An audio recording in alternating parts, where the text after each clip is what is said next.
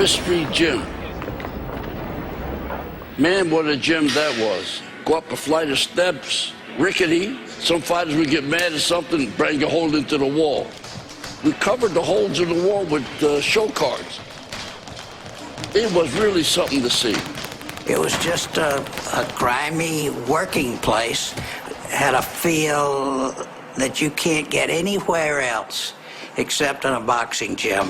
What you needed to be in the Fifth Street Gym was talent to be there, ambition to be somebody, ambition to pay the price, to work hard as hell to be there, and the desire to learn from champions. Because when you went there, you were with champions. If somebody said, round one, they need a middleweight, you could step in there and find yourself fighting the middleweight champion of the world. You might not could sell him, but you could.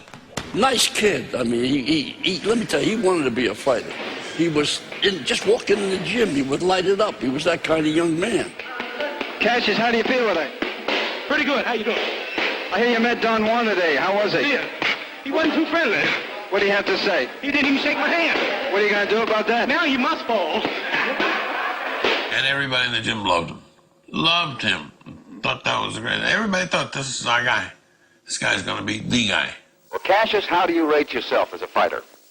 Well, I wouldn't want to do too much bragging about it, but everybody that watches me fight or everybody that has witnessed one of my bouts, they say that I am the greatest that they've ever seen. And the kid didn't have a car. A lot of times he would run across the causeway and come to the South Beach. One day the cops stopped him, big skinny kid running across the highway, helter-skelter. So I mean, so Dundee's fighter. And then they said, they called me up and said, I said, yeah, he is. He said, the great fighter. You hit him with a left uppercut. I thought it was beautiful.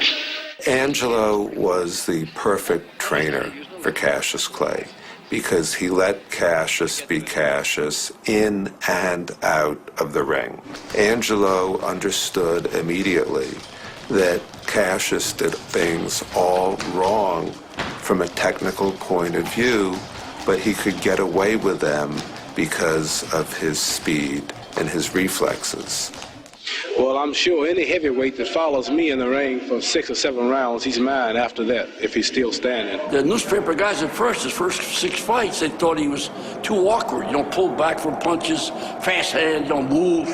They thought, too much. But I said, look, it'll smooth out. One of the issues that the older sports writers had with him was his unorthodox style.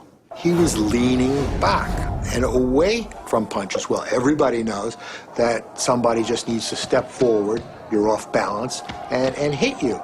He moved around so much that he really didn't get set, but he was usually moving so fast and concentrating on all the razzle-dazzle that he didn't show for quite a while that he could punch. Angelo just tried to build on what Cassius Clay did naturally. I made him feel he innovated everything, because you got to do that with star quality.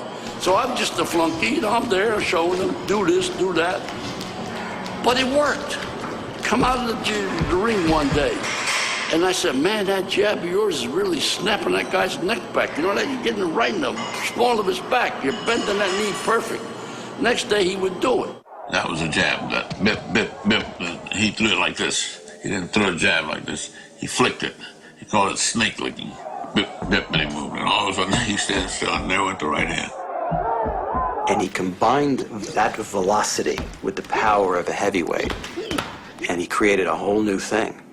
We never saw a heavyweight fighter like that, and we have not since. I mean, the first fights were like exhibitions that were so easy. Finish. I mean, he even took apart Archie Moore, who was a really clever fighter and hard to get out. He knocked him out. But Archie Moore is going around popping off saying he's inventing a lip buttoner for me. See, I've earned a reputation as the Louisville Lip. Well, since he's going to invent a punch called the lip buttoner, and I'm the one who usually does the popping off, but he's starting, so I cut this from 8 rounds to 4 rounds. A lot of people, early in his career, they thought he was gay, for Christ's sake. There were so many girls around him, but he would train. He wouldn't mess around.